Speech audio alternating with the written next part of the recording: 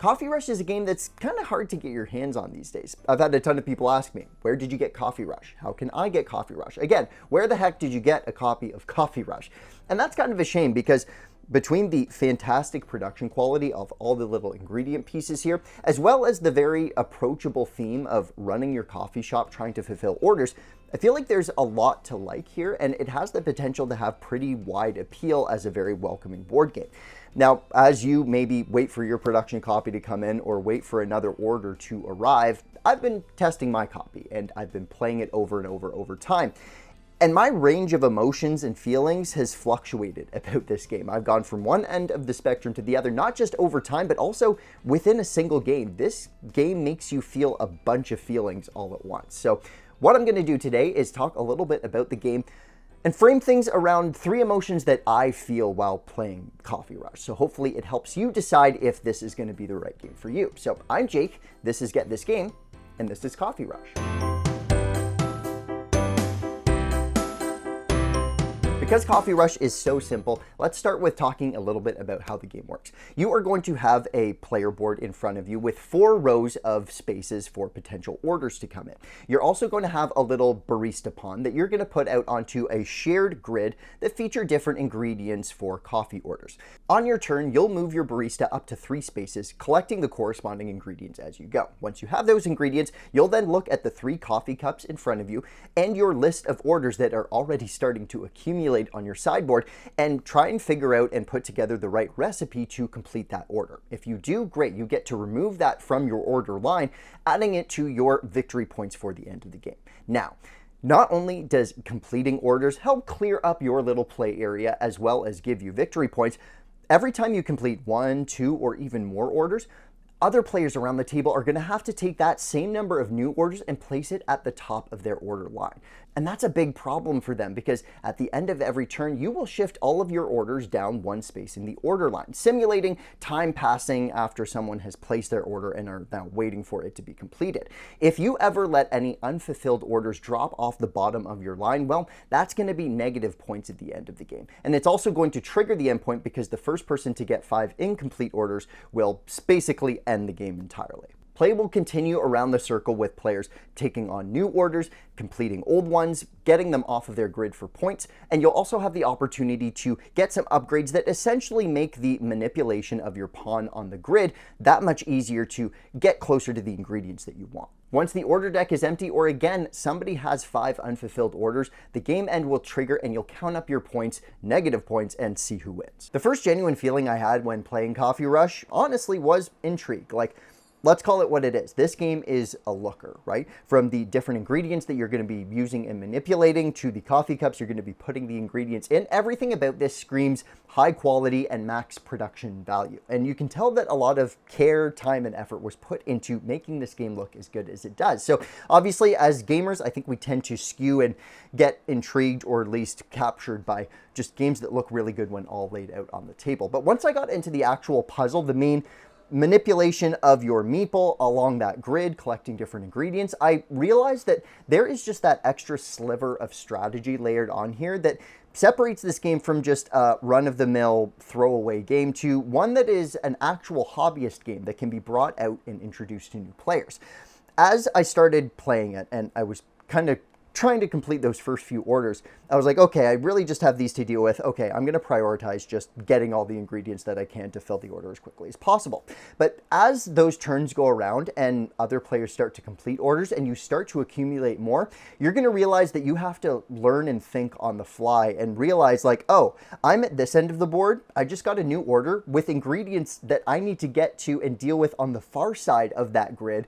And that's not going to happen for quite a few turns. So how am I going to deal with and figure out where I put my efforts and how I can maximize my turns to try and increase the opportunity to get as many ingredients as possible? Because those negative points, those incomplete orders, tend to stack up pretty fast if you're not too careful. So it's really important that you are dealing with all of that. And all of this just kind of sums up into a really solid option that is pretty simple. Again, it is just recipe fulfillment, but you have to really figure out and place your barista each turn very, very strategically. So you are setting yourself up for whatever kind of comes at you in the moment on your next turn. Which brings me to the next emotion that Coffee Rush evokes. And I don't think this is just a me problem. I think this is inherent in the game's design. You are going to feel stressed in this game. It is a stressful experience because the main thing is you aren't, like a lot of other games, choosing when you are going to decide to take on new orders and kind of set yourself up.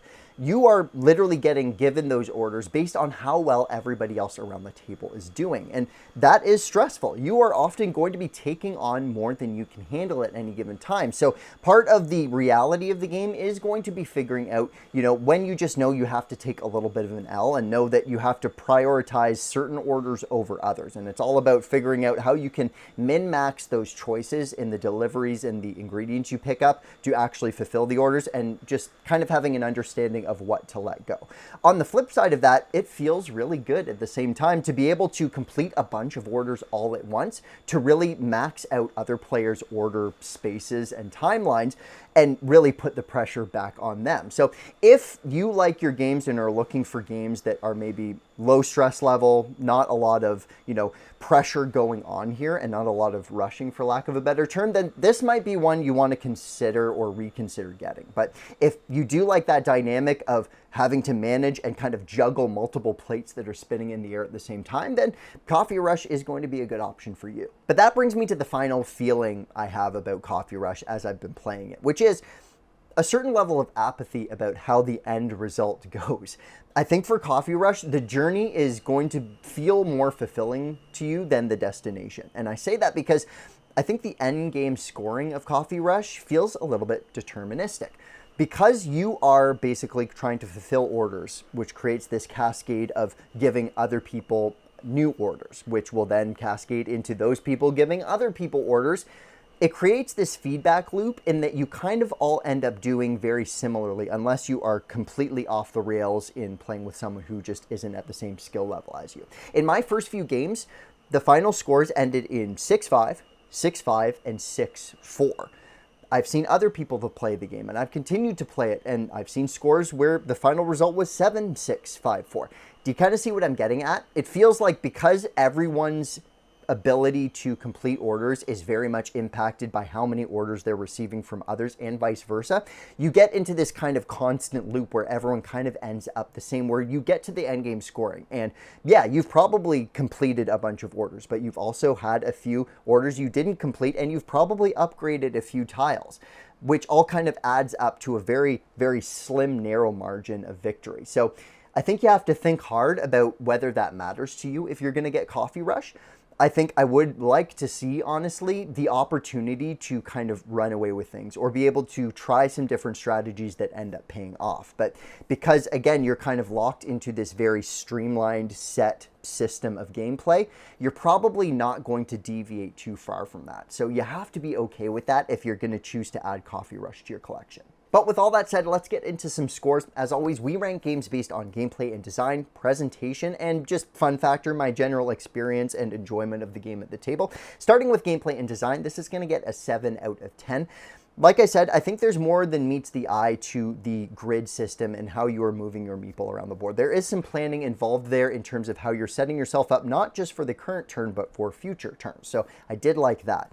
I think the upgrade tiles that you're going to be able to level up over the course of the game are interesting, but I think there are just some that are flat out better than others. There is one tile that gets you 2 times as many specialty ingredients as opposed to just getting one every time you go about it. And there's another one that gets you 2 times more basic ingredients, so coffee beans, milk, water, etc.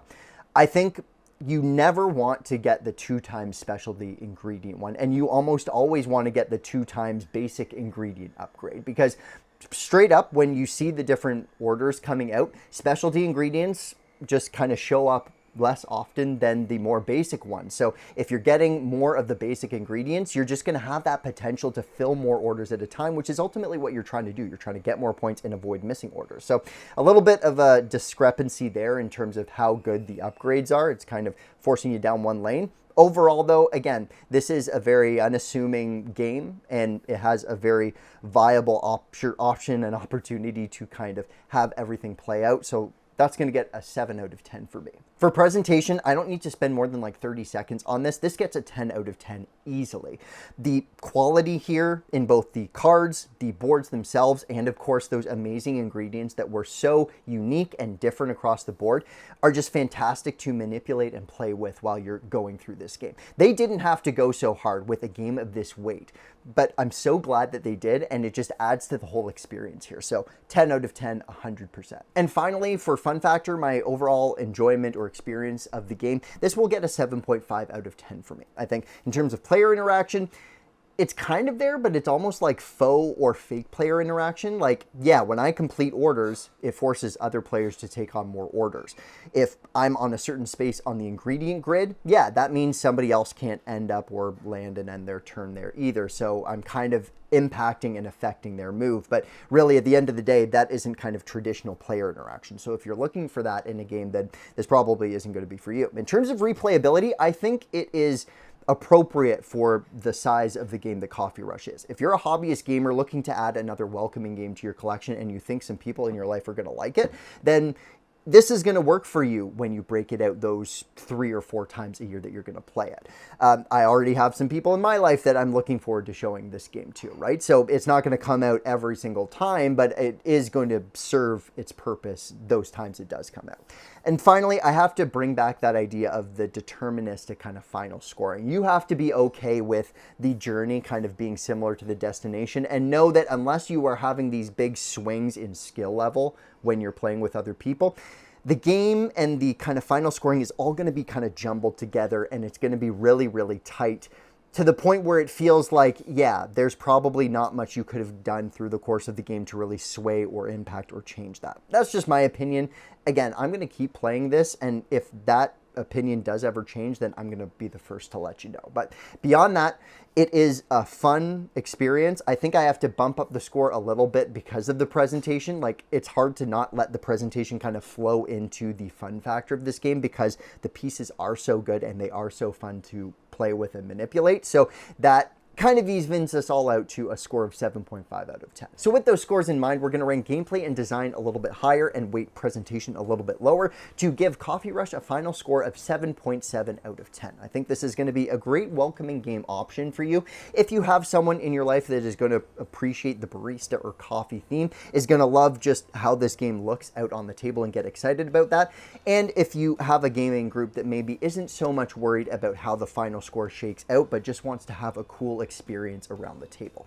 That is going to do it for this episode of Get This Game. I'm Jake. Please, if you can, subscribe to the channel if you like the format and you liked what you saw. I invite you to give this a thumbs up, comment if you have gotten your hands on Coffee Rush as well, and please feel free to follow me on my other accounts on TikTok and on Instagram. And as always, stay caffeinated, and we'll see you next time for more board gaming goodness.